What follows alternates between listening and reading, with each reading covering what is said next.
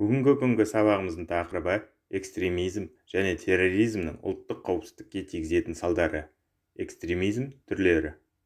Сабақ мақсаттары: экстремизмнің түрлерін ажырата алу, экстремизм, терроризм, олардың сипаттарын білу, қазіргі әлемдегі террористік қатердің өсу себептерін түсіну. Экстремизм дегеніміз не?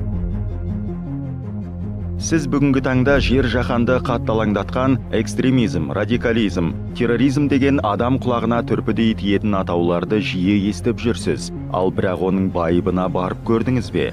Расында бейбіт қоғам мен мемлекет іргетасын шайқалтуға тырысатын мұндай жат пиғылды ағымдар туралы сіз ойлануға қорқасыз. Оның мән маңызына тоқталып, діни және құқықтық тұрғыдан ізденудің орнына бастан құлақ садаға дегендей басыңызды ала қашасыз.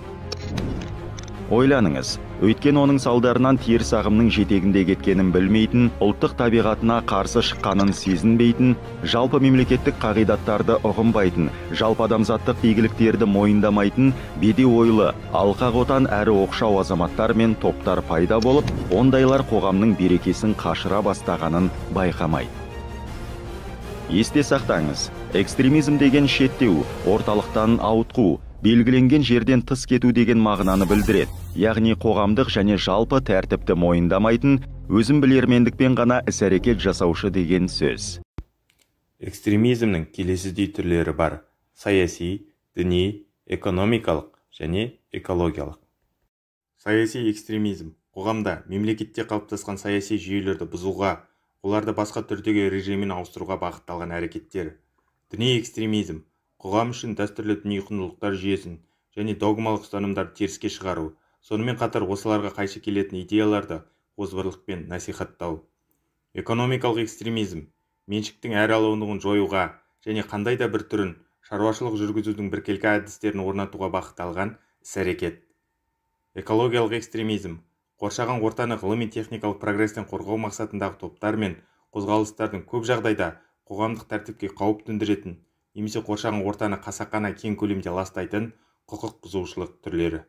Терроризм қоғамдық қауіпсіздікті бұзу, тұрғындарды үрейлендіру немесе билік органдарының шешімдер қабылдауына әсер ету мақсатында жүзеге асырылатын іс-әрекет.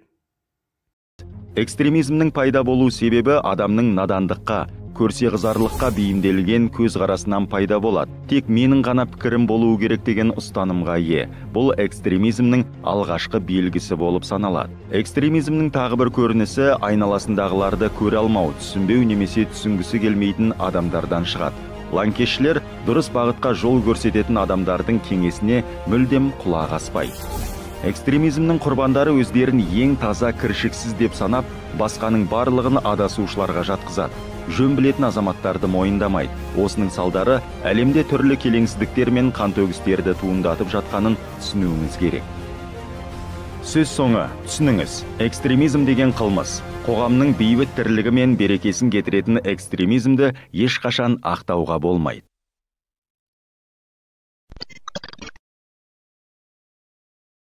Экстремизм және терроризмнің туындау себептері қандай?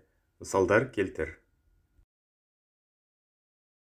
Терроризм деген бейбіт тұрғындарға бағытталған соғыс, қастандық. Әрбір патриот азаматтың міндеті осы қатерден отанын қорғау. Рефлексия, белгілеу әдісі. Келесі бағандардан тұратын кестені толтыр.